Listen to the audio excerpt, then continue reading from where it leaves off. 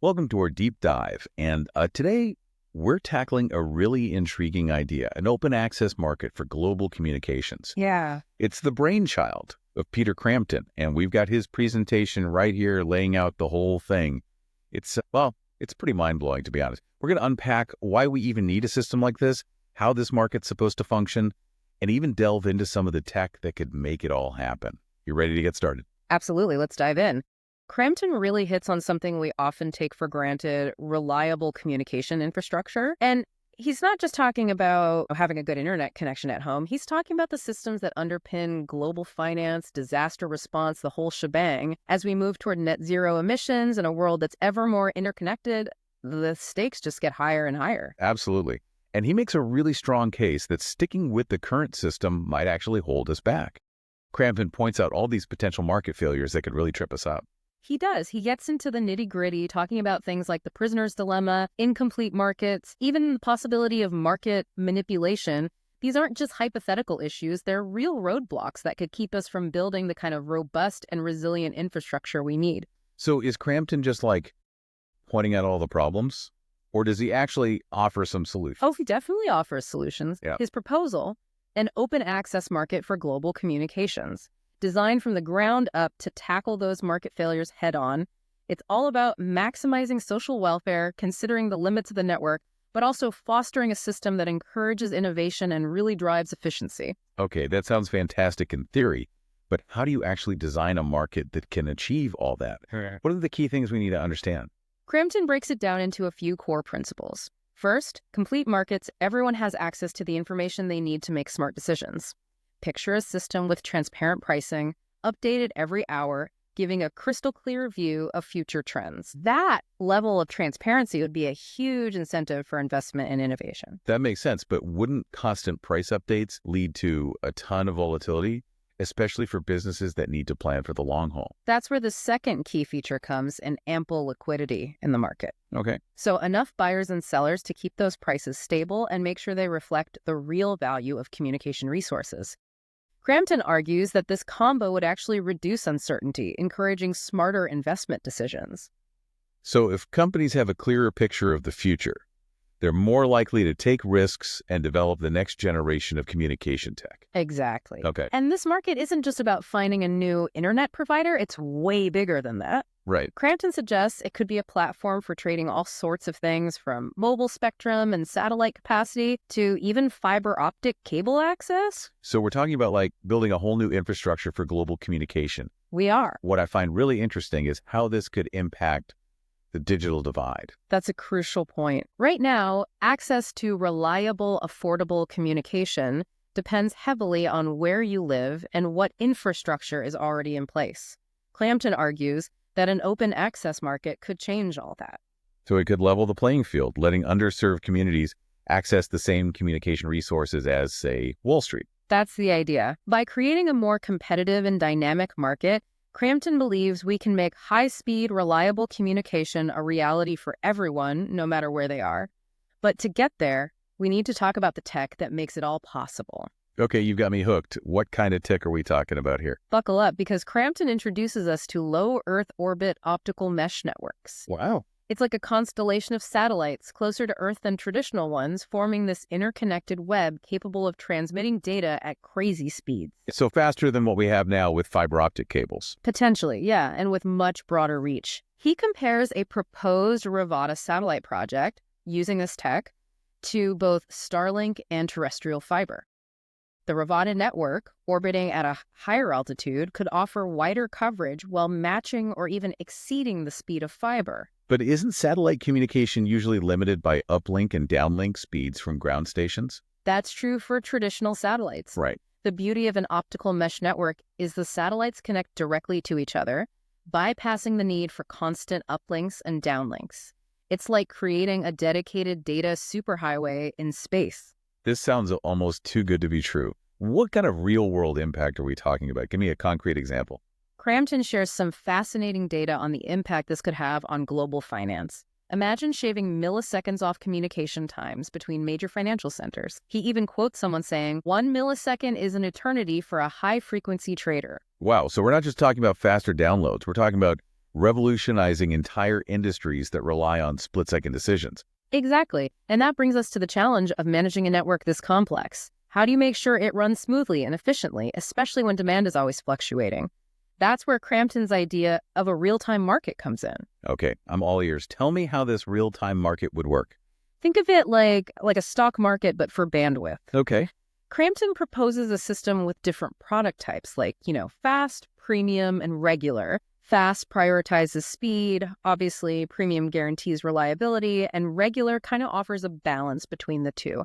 Prices go up and down based on real-time supply and demand. So if everyone in a certain area suddenly starts streaming, say, the Super Bowl, the price of fast bandwidth in that region would spike. Yeah, exactly. And that price signal would encourage users to either switch to a lower priority service, wait till things calm down a bit, or if they absolutely need that speed, pay a premium. It's all about making sure the resources go where they're needed most dynamically. I can see how that optimizes network efficiency. But wouldn't this real-time pricing create uncertainty for businesses that rely on predictable communication costs? That's a valid point. Crampton addresses that by including a forward market in his design. Imagine being able to lock in a price for bandwidth months, even years in advance, just like you can with commodities or currency exchange rates. So even in a dynamic real-time market, there's a way to hedge against volatility and, keep those budgets stable. Exactly. And he doesn't stop there.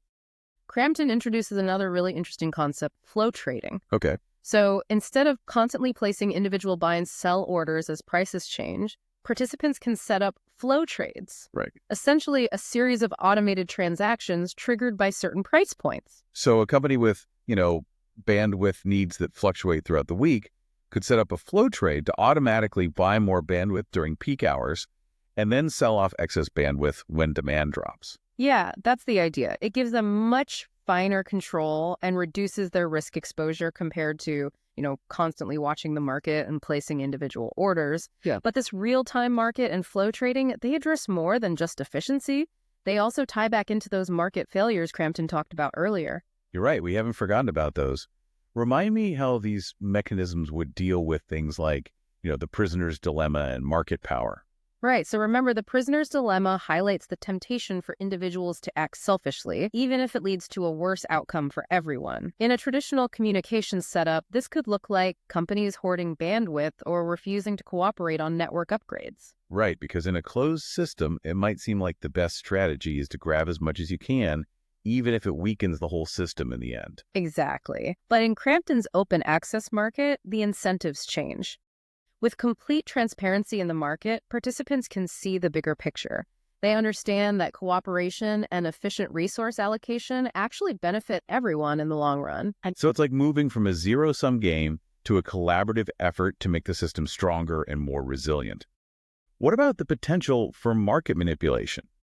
How would this system prevent one big player from cornering the market and controlling prices? The combination of transparent pricing and ample liquidity acts as a kind of natural deterrent to manipulation. In a system where everyone has access to the same information and there are enough players to counterbalance any one entity's actions, it becomes incredibly difficult to artificially influence prices. So it's kind of a self-regulating system where transparency and competition work as safeguards against unfair practices. That's the underlying principle. And this focus on a level playing field connects to the broader societal implications of Crampton's proposal, especially when we talk about bridging the digital divide. Yeah, we were just talking about that earlier. How would a market-based approach address the inequalities in access to communication resources? Well, think about it this way. In many parts of the world, access to high-speed internet is limited by a lack of investment in infrastructure. A company might not see the financial incentive to, lay fiber optic cables in a remote area with a small population. Right. The potential return on investment might not justify the upfront costs. Exactly. But in an open access market, the equation changes. If there's demand for bandwidth in that remote area, even from a small number of users, the market will respond. So it creates a system where demand drives investment, making sure even underserved communities can get the communication resources they need. That's the goal. Of course, this leads to another question. How do we ensure equitable access in a market where prices are set by supply and demand? What's to stop providers from charging outrageous fees in areas with limited competition? That's a really important point. It seems like we're moving into the realm of regulation and ethical considerations here.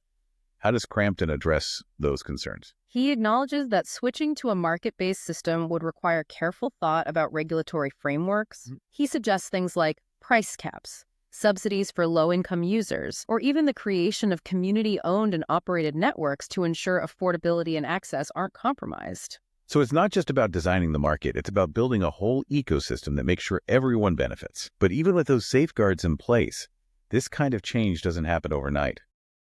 How does Crampton see this transition playing out? He emphasizes a phased implementation, starting with pilot programs and simulations to test the market's functionality in real-world scenarios. Remember those simulations we mentioned earlier? Yeah. That's a crucial part of his approach. Okay, let's talk about those simulations. Yeah. What can you tell me about how they were conducted and what they revealed? Well, they didn't just, theorize about this open access market. They actually built a virtual model and really put it through its paces. They simulated those real-time demand fluctuations, programmed different trading strategies for different types of participants. They even factored in potential risks and disruptions. It's one thing to say, hey, this will work, but it's another thing to actually prove it through rigorous simulation. What were some of the key findings from those simulations? Did the market behave the way they expected?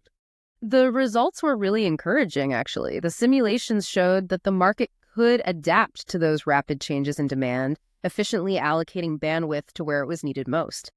Prices responded in a predictable way, encouraging users to switch to different service tiers or adjust their usage patterns based on what was happening in real time. That's a good sign. Did the simulations reveal any unexpected challenges or potential pitfalls that need to be addressed before this could actually be implemented? Of course, any complex system like this is going to have its quirks. Right. The simulations highlighted the importance of, fine-tuning certain parameters, like how quickly prices adjust to avoid too much volatility. They also showed the need for sophisticated risk management tools to help participants navigate that dynamic environment. So it's about finding that balance between responsiveness and stability. We don't want a market that's so sensitive it creates chaos, but we also don't want one that's too slow to react to, real-time needs. Exactly. And that's why these simulations were so important. They let Crampton and his team really identify those potential pressure points and then refine the market design. Earlier, we talked about how flow trading could help businesses with fluctuating bandwidth needs. Did the simulations offer any insights into how effective that approach would be? They did. The simulations showed that flow trading strategies could really reduce risk for participants while making sure they hit their bandwidth targets. It really confirmed that flow trading could simplify market interactions and help businesses manage their communication needs better. Okay, I'm starting to see how all these pieces fit together. You've got the underlying tech with the potential to, massively increase bandwidth capacity. You've got the market design to make sure that capacity is allocated efficiently and fairly. And then you've got these sophisticated tools like flow trading to manage risk and complexity. It's a pretty comprehensive vision. Yeah. And it's backed up by data and some serious analysis. What I find especially compelling is the focus on creating a more equitable system. Yeah. Throughout this deep dive, we've talked about how this open access market could help bridge the digital divide, making sure that everyone has access to the communication resources they need to thrive in this day and age. That's maybe the most important implication of Crampton's proposal. It challenges us to think differently about communication infrastructure, not as something only a few privileged people get to enjoy, but as a fundamental right, essential for everyone to participate in the modern world. And that shift in thinking could be truly transformative.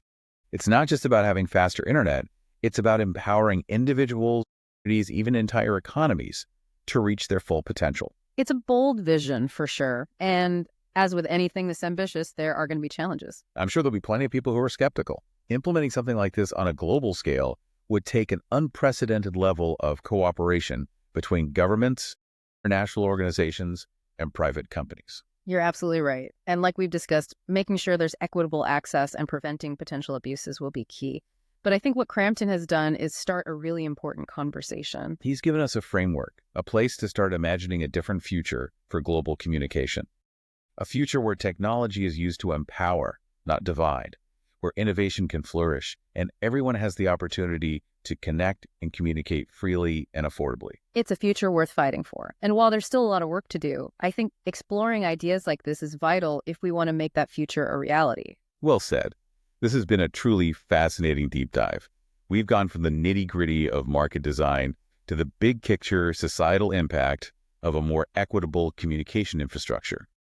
It's clear that the future of global communication is full of possibilities, and it's up to all of us to shape that future. Absolutely. It's time to stop just accepting the status quo and start imagining a world where communication really does empower us all. Thanks for joining us on this deep dive. We encourage you to keep exploring these ideas and share your thoughts with the world. After all, the future of communication is a conversation we all need to